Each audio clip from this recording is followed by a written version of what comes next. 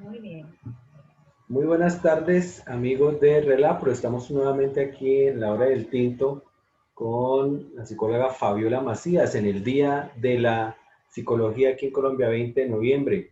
Estamos aprovechando estos conocimientos tan importantes que ella tiene, también para presentarla en el encuentro del próximo 26 de noviembre de instituciones que trabajan en la orientación y que están buscando establecer líneas comunes de investigación en las que podamos participar todos. Más adelante yo voy a ir leyendo la hoja de vida de la colega eh, Fabiola durante esta presentación.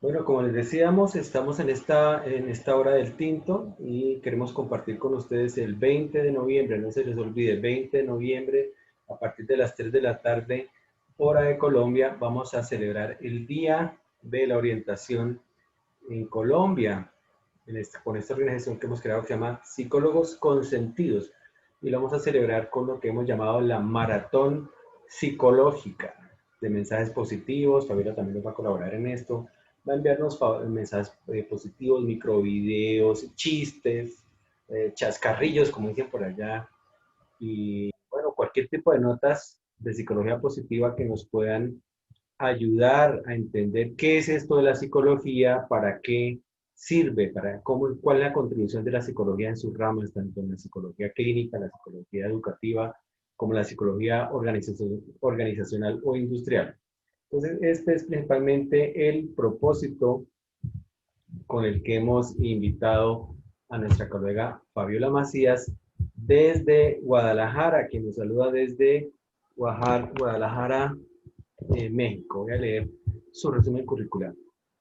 Fabiola Macías es psicóloga del 2009, maestra en gestión y políticas de la educación superior, actualmente doctorante en ciencias de la salud ocupacional, profesora de tiempo completo en la Universidad de Guadalajara, México, miembro de la Asociación Mexicana de Profesionales de Orientación, AMPO, miembro de la IOPS y miembro de RELAPRO, la Red Latinoamericana de Profesionales de la Orientación, RELAPRO, quien organiza esta serie de conversatorios y estos encuentros que les comentábamos. Bueno, Fabiola, cuéntanos cómo está la situación en México con el COVID en este momento. Hola, Milcar, pues muchísimas gracias por la invitación, por compartir este espacio. Un gusto estar aquí. Pues fíjate que ha estado un tanto complicada, digo, como país de Latinoamérica, siempre hemos tenido estas dificultades en cuestión del COVID, pero creo que ahí la llevamos, ¿no? Apoyándonos. Qué bueno que se está conmemorando ahora en el Día del Psicólogo esta parte de la psicología positiva. Me parece súper importante que todos nosotros veamos o trabajemos en algunas habilidades, ¿no? La resiliencia, las fortalezas, ¿no? Identificar este momento de pandemia como un momento de crisis para poder salir adelante y caminar hacia algunos aspectos que nos pueden ayudar a reflexionar y mejorar sobre todo nuestros proyectos de vida, ¿no? Perfecto, bueno, veamos en tu resumen curricular que estás haciendo tu doctorado precisamente en ciencias de la salud ocupacional, pero finalmente pues ciencias de la salud es un campo bastante amplio en el que obviamente el psicólogo tiene un papel. Te hemos invitado específicamente a ese espacio para que nos compartas de tu trabajo de investigación, que nos cuentes acerca del diseño que estás utilizando, la metodología, los resultados esperados o si ya tienes los resultados para esto, con el propósito de animar también, modelar un poco esas investigaciones para animar a otros profesionales que tal vez no han emprendido este camino de hacer una investigación formal en el campo de la psicología o en el campo de la orientación. Específicamente hablando de tu trabajo de investigación, cuéntanos cuál es el planteamiento investigativo que tú presentas. Pues mira, específicamente yo he trabajado el tema de la orientación profesional, sobre todo los procesos de transición de la formación al empleo de los jóvenes.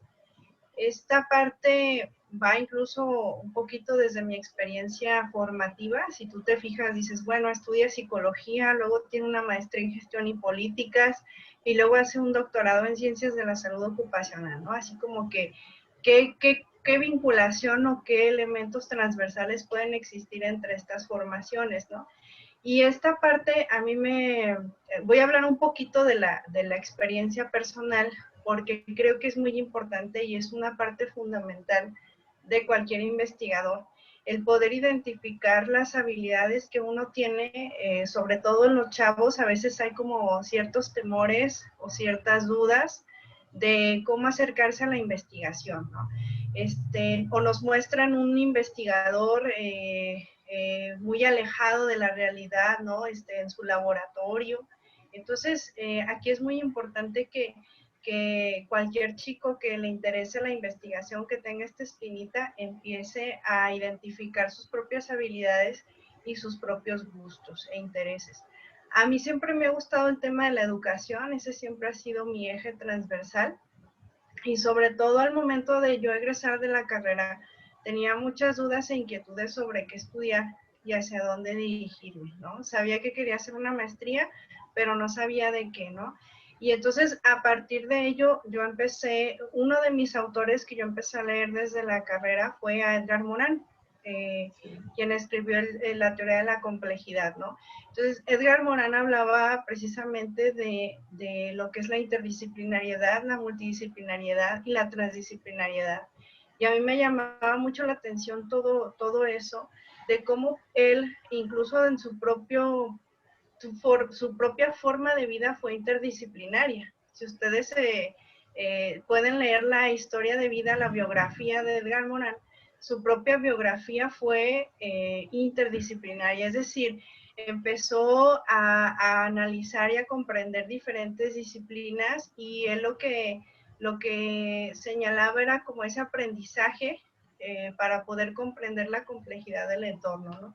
Entonces, a mí me llamaba mucho la atención eso, y entonces no ver esta diversidad como un problema, porque usualmente los modelos adecuacionistas nos han enseñado que es como estudia una licenciatura en psicología, una maestría en psicología y un doctorado en psicología, ¿no? Sí. Entonces, se puede dar eso de una manera muy adecuada, pero también hay quienes pueden tener esta transversalidad en su formación de Muy manera. bien, perfecto, Fabiola. Tú le has dado la primera puntada a este conversatorio muy interesante, ¿no? Creo que ninguna disciplina, yo vengo escribiendo un texto acerca de eso, ninguna disciplina puede dar una explicación total de un fenómeno social o de cualquier fenómeno. Ni desde las ciencias que llamamos positivistas o las ciencias sociales se puede hablar, o ciencias humanas, se puede hablar de una explicación total de los fenómenos. Por eso, esa mirada interdisciplinaria a la que tú acudes, pues me parece muy pertinente, y para que nuestros seguidores en este canal tengan en cuenta, muchas veces seguir solamente por la línea de lo psicológico, bueno, tal vez no sea lo más prudente. Yo en mi caso personal tengo una maestría en investigación social interdisciplinaria que en lo personal me permitió abrir una visión totalmente amplia o mucho más amplia que la visión psicológica tradicional. Entonces creo que ese primer aspecto que tú mencionas es bastante importante para tener en cuenta. Y lo segundo que mencionas tiene que ver con el interés, ¿no? Uno no puede investigar sobre lo que no le interesa. Creo que eso es fundamental, y tú has mencionado esa hilación de temas. Entonces, ¿cómo llegaste al tema de investigar en orientación? Pues fíjate que fue en la maestría, cuando en la maestría yo precisamente tuve la oportunidad de trabajar con un grupo colaborativo en de la Universidad Autónoma de Barcelona, en donde se estaba haciendo un proyecto sobre itinerarios ocupacionales o itinerarios laborales y movilidad ocupacional. ¿Qué quiere decir esto? Era una red o un grupo de investigadores que se llama el Grupo de Investigación en Educación y Trabajo de la Universidad Autónoma de Barcelona, en donde ellos estaban estudiando diferentes temas relacionados a los procesos de inserción laboral de los jóvenes. Un tema muy importante, precisamente en ese tiempo en España estaba muy fuerte lo que era el proceso de Bolonia, y toda esta situación en relación a la movilidad estudiantil, ¿no? Se hablaba mucho de en qué trabajan, la cuestión de los estudios, de los salarios, ¿no? Y entonces empezábamos a identificar ya desde ese momento la problemática del cambio en los mercados, la globalización, y entonces con ello se empezó a identificar que, por ejemplo, jóvenes que estudiaban mucho, pues tenían salarios bajos, ¿no? O en comparación con sus padres, que a lo mejor los papás tenían menos niveles de estudio y ellos mayores niveles de estudio tenían el mismo salario. Entonces se dio la posibilidad de hacer un estudio integrador en la Universidad de Guadalajara con la posibilidad de estudiar diferentes egresados. En mi caso yo estudié los ingenieros de un centro universitario de aquí de Guadalajara enfocado al área de ingeniería, y yo hice un estudio sobre trayectorias formativas e inserciones laborales de los egresados de ingenierías. Bueno, Hice un pausa, estudio desde perspectiva de género. pausa, Ajá. pausa.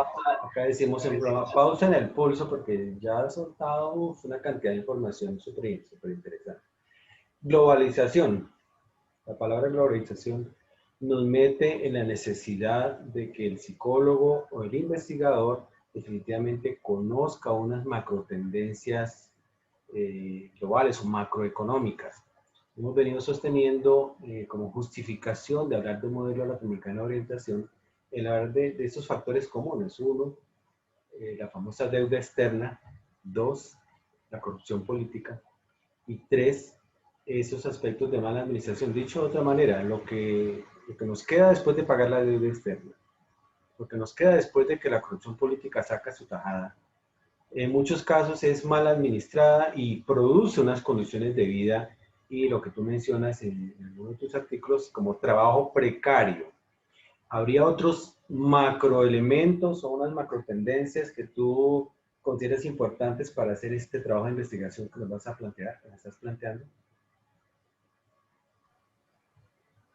Sí, hay elementos, por ejemplo, como el boom tecnológico, ¿no? La parte de la tecnología es un aspecto fundamental. La globalización precisamente tiene elementos positivos, pero también tiene aspectos negativos en el sentido de que se borran barreras. Al borrarse barreras, se amplía el mercado y entonces cualquier estudiante o cualquier joven tiene las mismas posibilidades de insertarse al mercado, pero también las mismas dificultades. Entonces, encontramos la parte de puestos de trabajo. Por ejemplo, acá en México, un área de recursos humanos puede ser ocupada por diferentes profesiones, por un psicólogo, por un administrador de empresas, por un ingeniero industrial. Entonces, lo que empezamos a identificar fueron las diferencias entre el mercado de trabajo y los procesos formativos, ¿no? Una diferencia entre la formación y el empleo. Y ante esto, pues teníamos hacíamos pues las preguntas de cómo eran esos procesos de inserción laboral de los chavos, ¿no? ¿Cuáles eran sus itinerarios laborales? Y qué elementos o herramientas o competencias o habilidades requieren tener para poder ayudarles a insertarse laboralmente de una mejor manera, ¿no? Entonces, allí fue donde a mí me empezó a llamar la atención el estudio, ¿no? Estas investigaciones. Yo lo hice desde una perspectiva de género, porque obviamente en el caso de las ingenierías había una tendencia o hay una tendencia muy clara en algunas profesiones de ingenierías a aceptar más a mujeres que hombres, ¿no?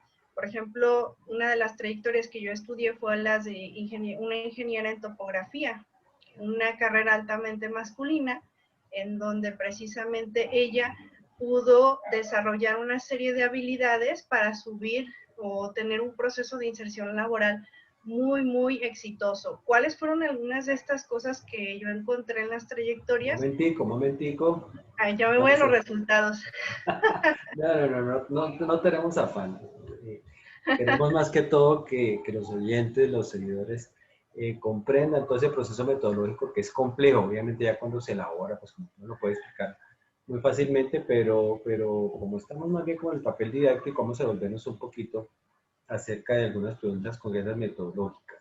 En términos generales, pues entendemos que hay un estudio de contexto, hay lo que algunos llaman el estado del arte o el estado de la cuestión, el estado de la situación.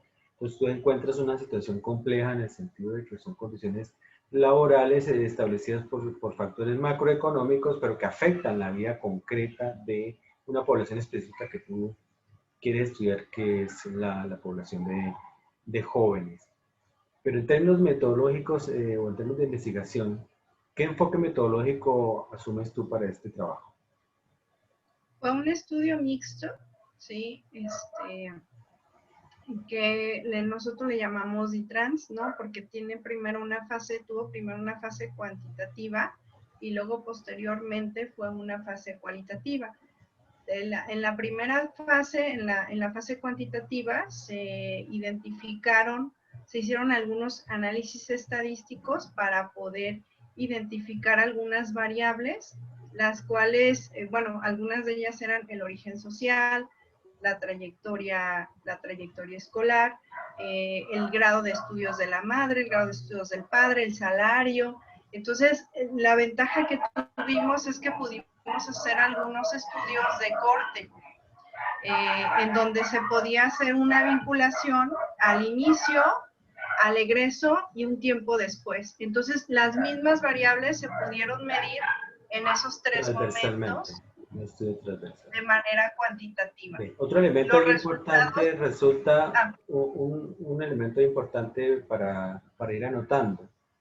Estudios mixtos, como tú lo mencionas, tienen que ver con ese enfoque, con la mirada cuantitativa y la mirada cualitativa. En algún momento se planteó un supuesto dilema, inclusive hay autores que hablan del dilema de los métodos, más allá del dilema de los métodos cuantitativos y lo cualitativo.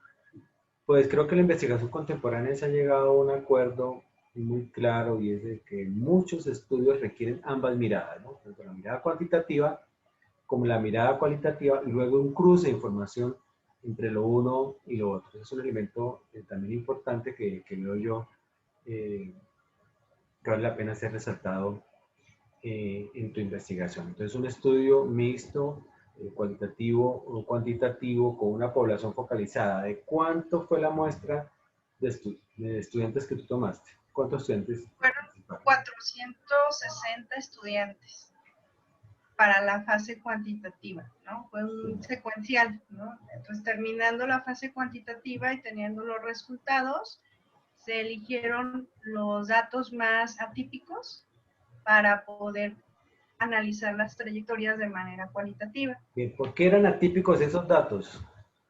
Porque eran casos muy interesantes. Por ejemplo, uno es el de la chica que te comento, que era topógrafa y era una carrera altamente masculinizada y tenía un éxito laboral muy bueno. Entonces, ese caso era muy interesante de conocer la particularidad de esa situación.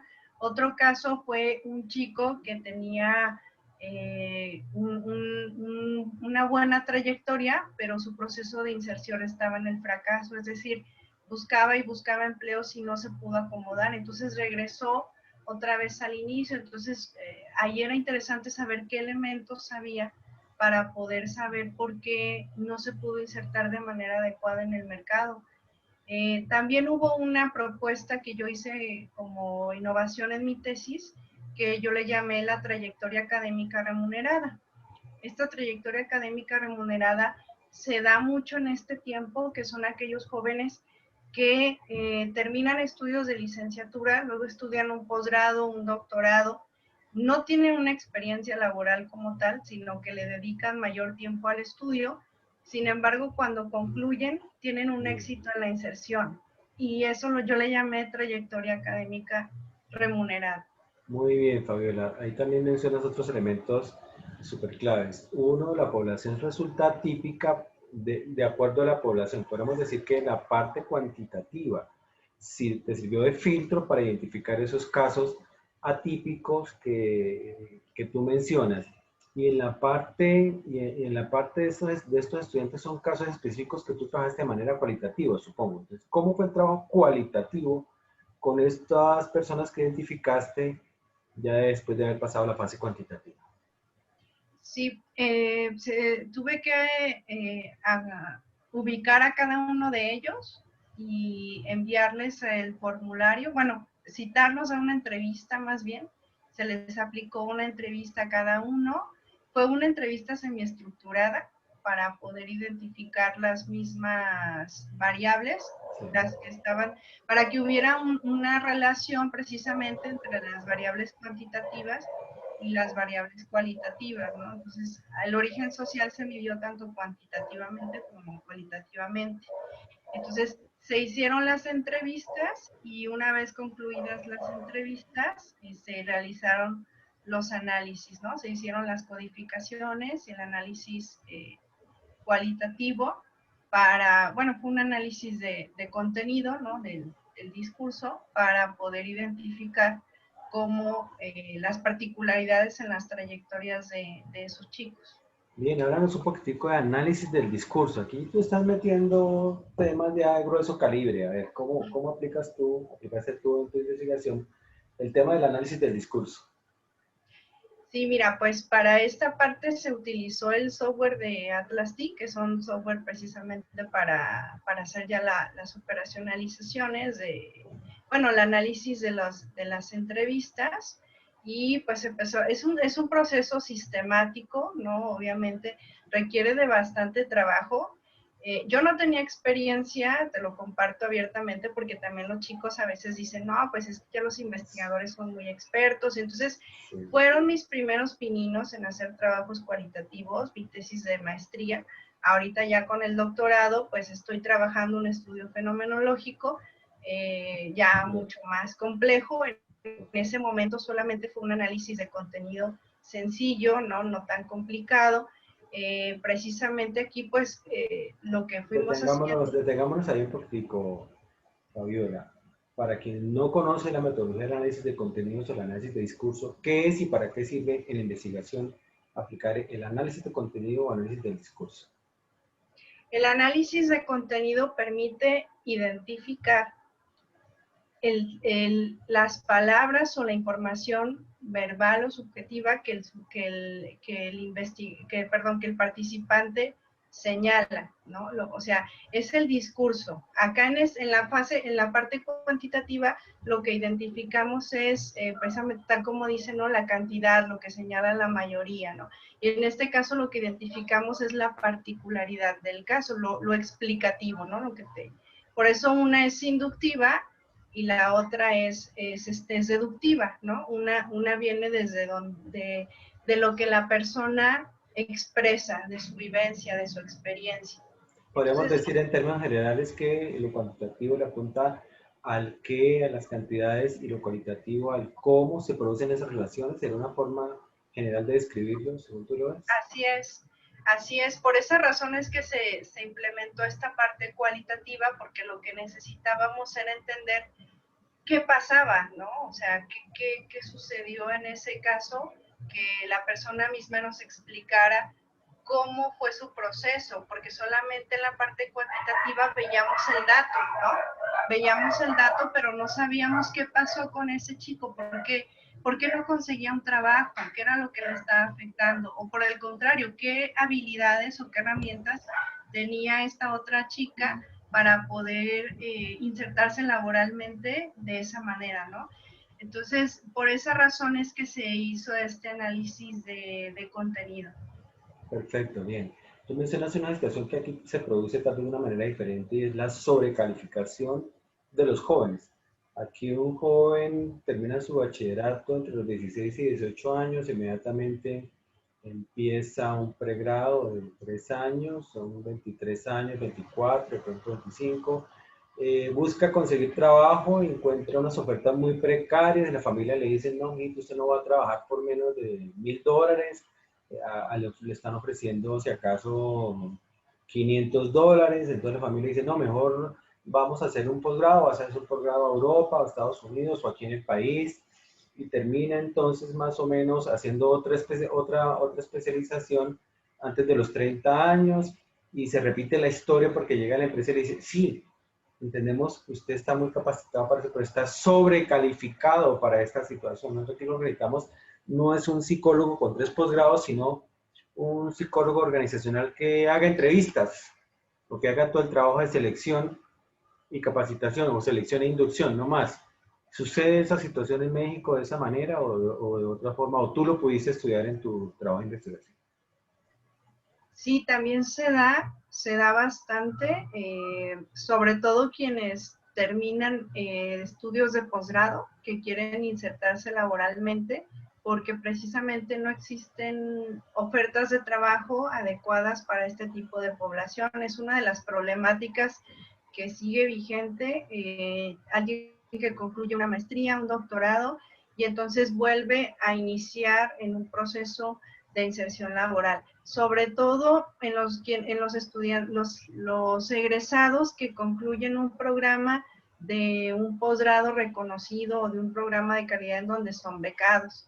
Entonces, sí es muy importante. Yo no he hecho esos estudios, han sido colegas míos que han trabajado estudios relacionados a los programas de posgrado. Precisamente ahorita les están llamando a este tipo de trayectorias complejas, ¿no?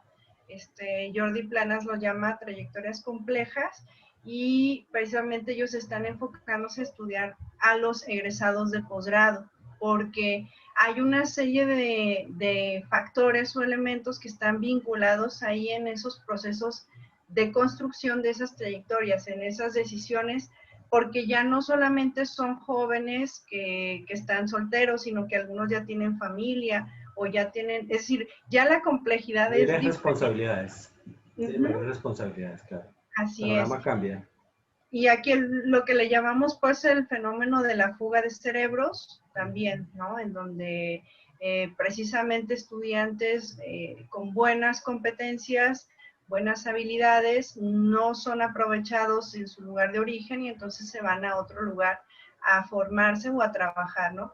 Entonces, eso también se presenta bastante. Se han generado algunos programas en México, pero sin embargo ha sido insuficiente. Lo que se ha fortalecido un poco más es la generación de programas de emprendimiento e innovación para que se puedan generar procesos de pues autosustentabilidad o en ese sentido. Sin embargo, eso requiere otro tipo de competencias que a veces no son las brindadas en los programas de formación, ¿no? ¿Qué otro Formación. tipo de competencias crees tú que necesitan eso? Además, tú ya lo habían dicho, están sobrecalificados académicamente, pero les hace falta otras competencias, otros aprendizajes como cuáles. Mira, por ejemplo, la parte de financiamiento, la parte económica, es decir, todo lo que tiene que ver con educación financiera, lo que tiene que ver con patente, con derechos de autor, con registros de marca, la parte incluso de administración, procesos básicos de administración, ¿no? La parte de un negocio. Entonces, hay muchos jóvenes que pueden ser muy buenos innovando, pero no saben cómo patentar, no saben cómo vender ese producto o vender ese servicio y cómo poner una empresa, ¿no? Entonces, todo esto, la generación de un capital semilla, todo el proceso que implica la incubación y también procesos de trabajo colaborativo. En algunas ocasiones estos procesos de trabajo de investigación son guiados más por el investigador líder, y entonces hace falta esa habilidad de liderazgo en términos de emprendimiento de un joven. Entonces ahí es donde quizás estos programas puedan ser de mayor utilidad y brindarles más herramientas a los jóvenes que quieran dedicarse a ello. A veces se escucha muy fácil, pues emprende, pero no es tan sencillo. Hay que aprender muchas cosas para poder iniciar a emprender. Muy bien, aquí en Bogotá existe la Cámara de Comercio, que existe en diferentes partes del país, y juntos con ellos, pues ya que estamos hablando de ese tema y mezclando lo político, la realidad concreta, junto con mi esposa iniciamos un emprendimiento en el 2015 acerca de una marca que se llama Capaccionista. Me van a cobrar la cuña, no importa, la publicidad. Pero lo quiero mencionar en relación con que de pronto el estudiante muy académico está alejado de esa situación de qué sucede en el comercio de su ciudad, qué sucede con el comercio del país, o qué instituciones, más bien, qué instituciones le pueden ayudar en su emprendimiento, qué instituciones en México colaboran en este tema que seguramente las hay. Fíjate que hay muchos programas, incluso hay bancos, hay muchos programas orientados a capital semilla, y a capacitación para emprender, pero usualmente se quedan hacia elabora tu idea de negocio y hasta ahí, ¿no? Como te dan como los elementos base, pero ya la segunda fase, que es alguien que ya tiene un negocio, cómo mantenerlo, cómo darle un seguimiento, cómo seguir generando capital, cómo mantener este negocio, esa parte es un poco más compleja. Ahí es incluso, pues hay investigadores y expertos enfocados en emprendimiento que han cuestionado mucho eso, ¿no? Que hace falta esa segunda fase del seguimiento. Y sí hay mucha gente que empieza a emprender, pero en el camino se queda, ¿no? Entonces, sí señalan que hay un alto, o sea, hay una, digamos, mucha voluntad de emprender, pero muy pocos negocios prosperan o muy pocos proyectos llegan a consolidarse. Aquí Entonces, las eso es estadísticas, una problemática, sí. aquí las estadísticas son como de un 50-50, es como que un 50% de las empresas que hacen emprendimientos por su propia cuenta fracasan. No sé cómo serán las estadísticas en otra parte, pero bueno, no nos desviemos del tema. Cuéntanos cuáles son las conclusiones generales que tú tuviste en este tema de tu investigación. ¿Cuáles son las, perdón, Las conclusiones, como conclusiones las generales, conclusiones? los resultados. Mira, dentro de las conclusiones que nosotros identificamos es que uno de los resultados interesantes es que el nivel de estudios de la madre tiene mucho impacto en el origen social y en la formación del joven. Eso nos llamó mucho la atención. Es decir, ¿por qué acá en México digamos que lo asociamos un poco al tema de la crianza? Es decir, Sí. una mujer o una mamá que aunque tenga estudios de licencia, entre más altos niveles de estudio, aunque no trabaje, genera una serie de habilidades y herramientas en los hijos, ¿no? Entonces, Sí. eso fue algo interesante que nosotros pudimos identificar. Otro aspecto, pues fue precisamente el Y el que papel del padre ahí, ¿cómo sería? Entonces tú mencionas que no que encontraste, el papel de la madre es preponderante en la sí, formación y el sí, papel del padre, digamos, en nuestras sociedades donde el padre es ausente en la mayoría de los casos, o bueno, ¿cómo fue la situación del padre? no se encontró una relación significativa con el padre, con la madre sí se encontró. Entonces Súper sí interesante, súper interesante. identificamos que la madre, o sea, el nivel de estudios de la madre influye de manera significativa precisamente en el proceso de formación del hijo, ¿no? Independientemente que la mamá trabaje o no. Bien, súper interesante, muy Otra interesante de esa las conclusión. Sí, otra de las cuestiones interesantes que encontramos fue precisamente el que en la transición, es decir, durante los estudios, si que el joven realice alguna actividad similar, parecida o vinculada a una acción productiva. No necesariamente que tengan que ganar dinero, pero por ejemplo, si hay un negocio familiar y él ayuda con ese negocio, o si él quiere, es decir, empezar a tener vinculaciones relacionadas a experiencias laborales, ayuda al desarrollo de otras competencias en los jóvenes, que no necesariamente se dan en una formación tradicional como en la escuela. Entonces, ayudar en el Estaríamos hablando de habilidades sociales o qué habilidades específicas. habilidades sociales, habilidades de negociación, habilidades de vender, ¿no? Ventas. Sí, por ejemplo, dejarlo encargado, incluso estudiantes por ejemplo, tienen pequeños negocios o incluso para subsistir o para su material venden comida o venden. Entonces, estos pequeños ejercicios de microempresarios les ayudan a desarrollarse mucho más fácil, porque entonces empiezan a ser autónomos, empiezan a manejar su capital, empiezan a desarrollar habilidades de autonomía que les da mayor facilidad para poderse mover. Lo ideal que sería, pues que los chicos, por ejemplo, que trabajan durante sus estudios, obviamente aquí ahorita estamos haciendo un estudio de jóvenes que estudian y trabajan y que están teniendo dificultades, es decir, que también están en la reprobación por la condición laboral, pero se ha buscado o se ha identificado que existe una relación también positiva entre jóvenes que estudian y trabajan, sobre todo si ese trabajo está vinculado a la profesión o al campo en el que se van a desarrollar. Quisiera comentar también, aquí sucede, creo que había comentado un poco antes, la situación de que el padre de familia dice, yo le he invertido muchísimo dinero a la carrera de este muchacho, no sé cuántos miles de dólares o pesos, pero finalmente no quiero que se vaya a ir a trabajar por menos de $500. Entonces resulta que por las condiciones precarias laborales, el joven se pierde la oportunidad de ingresar al mundo real del trabajo, sin descontar un poco las prácticas laborales que se hacen en los últimos semestres. Pero, ¿cómo ves tú esa situación? Que el padre de familia como que le impide de alguna manera que el estudiante o que el muchacho ingrese, se inserte en el mundo laboral o Sí, retrasa ese ingreso. fíjate, Amílcar, que por eso de ahí me interesó mucho trabajar el tema de la orientación profesional, porque ahora que yo estoy en el doctorado en Ciencias de la Salud Ocupacional, anteriormente, digo, antes del doctorado te diría, no, que se vaya y que trabaje, ¿no?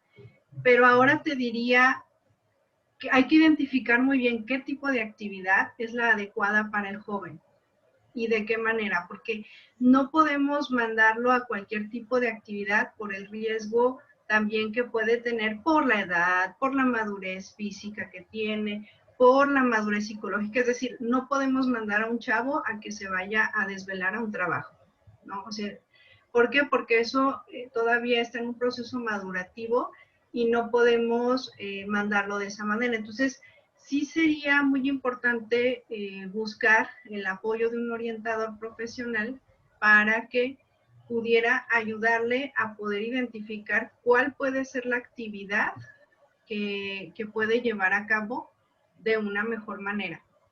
Cuál pudiera ser la actividad en la que él pudiera trabajar o vincularse, ¿no? O sea, eso es lo que tendríamos que buscar son actividades que les permitan a los jóvenes desarrollar su productividad, ejercicios de emancipación familiar, de maduración de acuerdo a su edad, ¿sí? De empezar a soltarlos, obviamente con las condiciones que no vayan a dañar su salud, ni a mediano ni a largo plazo. Bien, Porque a veces hay... encontramos allí, ¿Mandé? sí, encontramos allí la conexión que tú haces entre la psicología, la investigación psicológica, la investigación básica y el trabajo de la orientación. Creo que eso también es importante que lo dejemos claro en esta entrevista, que una cosa es justamente captar la información de base y otra cosa es ya aplicar esa información que se ha recolectado en el ambiente de la orientación vocacional profesional, que es de pronto el punto que más nos interesa a los que trabajamos en orientación.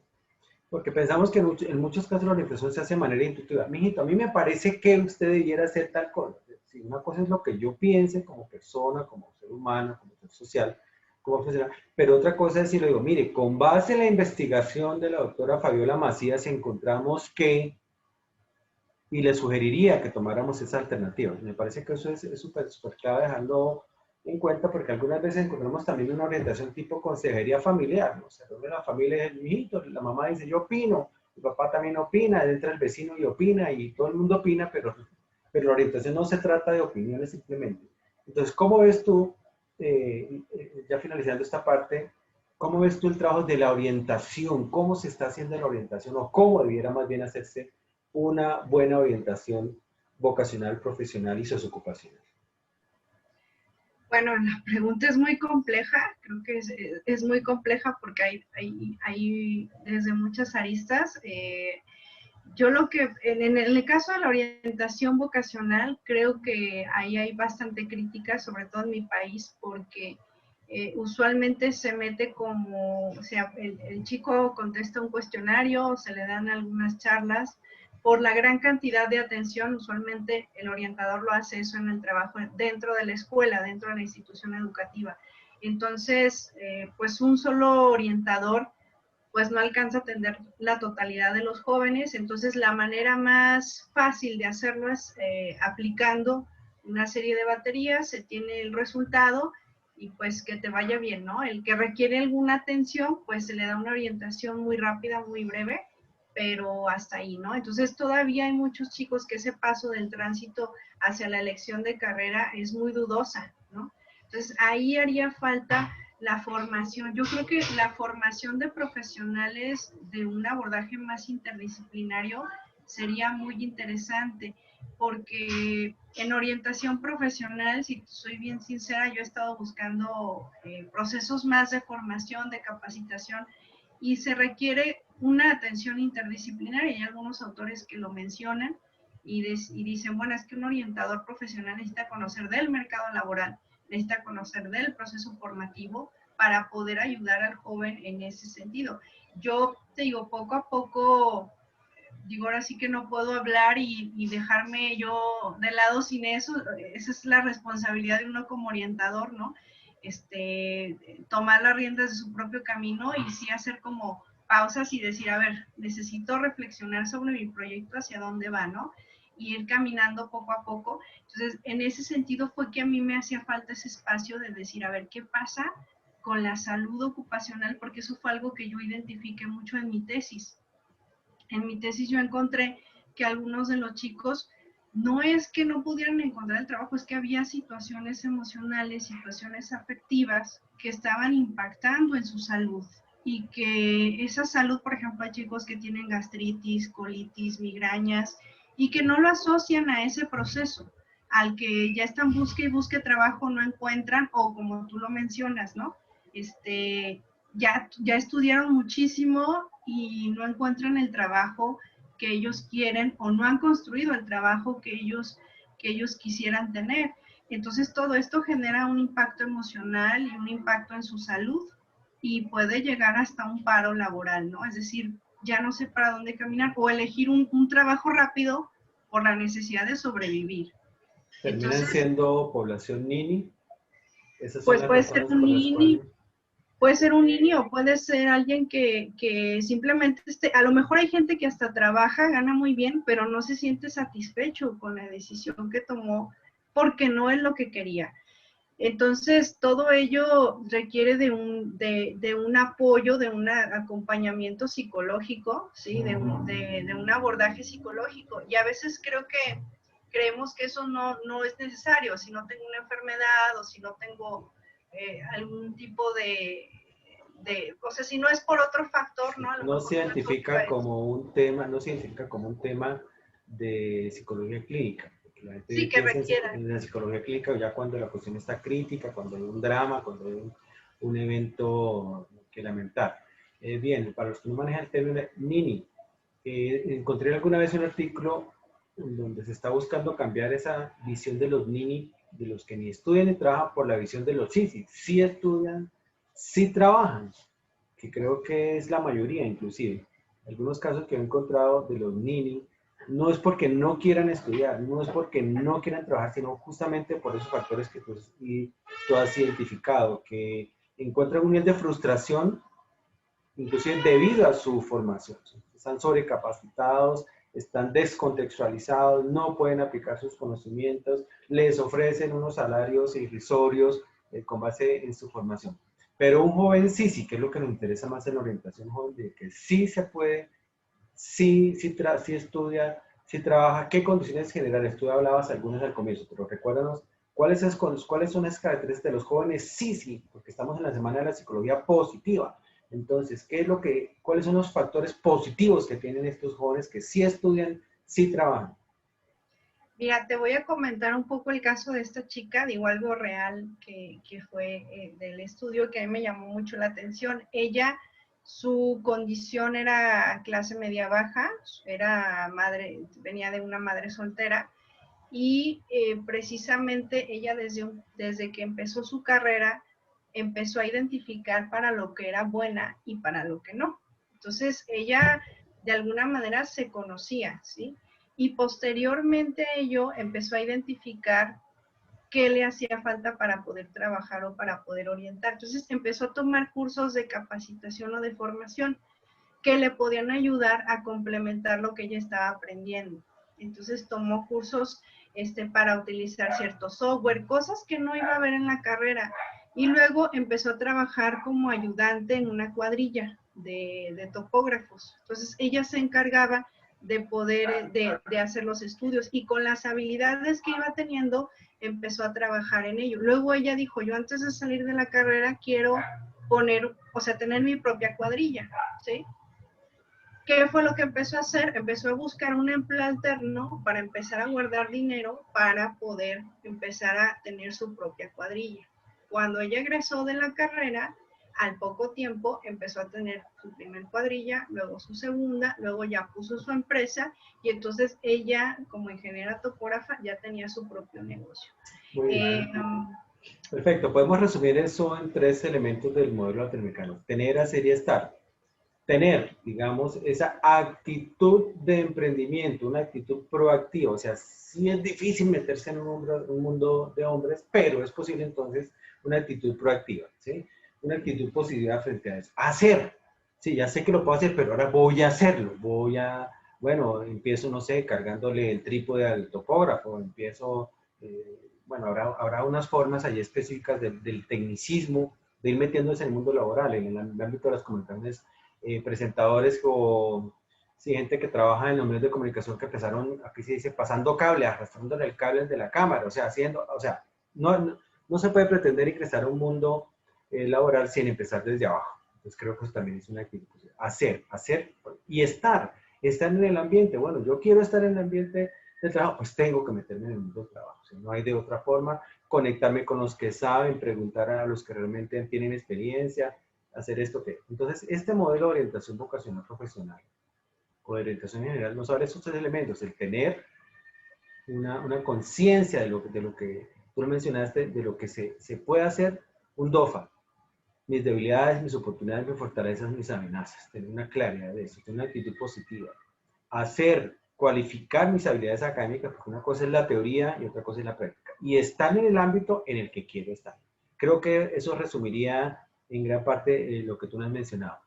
¿Qué recomendaciones finales, Fabiola, le daremos a los que quieren emprender investigaciones en el campo en el que estamos hablando, en el campo de las ciencias humanas, donde hay psicólogos, trabajadores sociales, psicopedagogos, pedagogos reeducativos, terapeutas del lenguaje, terapeutas ocupacionales, inclusive otro tipo de profesionales, de por qué o para qué hacer investigación? Yo creo que es fundamental. No podemos intervenir si no evaluamos lo que hacemos y si no indagamos lo que estamos haciendo. Entonces yo no puedo decir que, por ejemplo, hay muchísimos programas, pero realmente no evaluamos la efectividad de lo que hacemos. Entonces sí es súper importante poder identificar muy bien el impacto de lo que se está llevando a cabo. Y a los chicos que quieren hacer investigación, pues precisamente no solamente es el querer, como tú lo mencionabas, ¿no? Es ir poco a poquito, irnos formando, pero ir identificando las áreas y oportunidades que nosotros vamos teniendo para ir trabajando. Algo que también es importante señalar de lo que comentabas es el apoyo social. La mamá de la chica siempre estuvo apoyándola en esa parte. Entonces, adelante, tú puedes, a ver, entonces siempre es importante El ese ámbito apoyo social en el social. que estás, sí. Así es, el apoyo social. A veces los papás no saben cómo apoyar al chavo, o a veces los chavos no saben cómo pedir ese apoyo. O sea, y terminan conflictuándose o que no me entienden, ¿no? Entonces, esa parte también es súper importante de nuestra labor como orientadores, el poder generar esos puentes de comunicación, porque obviamente los padres, claro que apoyan el que su hijo lo vean superado, independiente y todo, pero yo les digo a los chicos, en la medida en la que tú vayas trabajando tu independencia, tus papás van a ir identificándola también. Entonces, es muy interesante y es muy rico ver cuando los chavos ya empiezan a soltarse y empiezan a trabajar en lo que a ellos les gusta, ¿no? En lo que a ellos les interesa. Entonces, la investigación realmente hacen falta muchos investigadores en este campo, en esta área. Es muy bonita, muy padre, pero también requiere de mucha preparación, de estar revisando día a día las tendencias, la cuestión de los mercados, pero si se quieren animar y trabajar de manera colaborativa. Creo que pues no necesariamente, digamos, tú trabajas un campo, yo trabajo otro, y entonces vuelvo al inicio de cómo empezamos esta charla, ¿no? Tal como lo menciona Edgar Morán, para poder comprender el caos es importante tener diferentes campos o desde diferentes aristas conocer el fenómeno para entender su complejidad. Entonces, todos necesitamos ver desde nuestro lado para poder tener esta visión mucho más compleja. Entonces, trabajar de manera interdisciplinaria también es algo muy importante, saber trabajar en equipo. Perfecto. De manera colaborativa. Bueno, Fabiola, en esos últimos 3 minutos te voy a hacer una pregunta de cañón que pronto debí haber hecho al comienzo, pero creo que quedaría muy bien de cierre. Y es cuéntanos, ¿por qué tú decidiste estudiar psicología? Estamos, recordemos, celebrando el 20 de noviembre, Día de la Psicología en Colombia, no sé si en otros países, con esa maratón psicológica, hablando con psicólogos que tienen muchas cosas que aportarnos. ¿Por qué estudias psicología, Fabiola? Yo quería estudiar psicología para comprender cómo es que pensaban las personas. Eso era mi interés, saber por qué pensaban como De esa pensaban. manera. Sí, de dónde estaba esa parte del pensamiento. No sabía cómo era esta parte de cómo pensaban, de cómo actuaban, ¿no? Y la filosofía, que siempre me ha gustado. Sí, quería ser filósofa, pero esto me atrapó más. ¿Quería o quieres? Porque todavía estás bastante joven. Yo también quiero ser filósofo. A ver si nos encontramos Me ha por ahí. gustado mucho la filosofía y la epistemología de la psicología, que es lo que he leído bastante. Y la epistemología tal cual, un Lakatos, Feyerabend, pues todos los epistemólogos y Edgar Morin, ¿no? Que es mi favorito.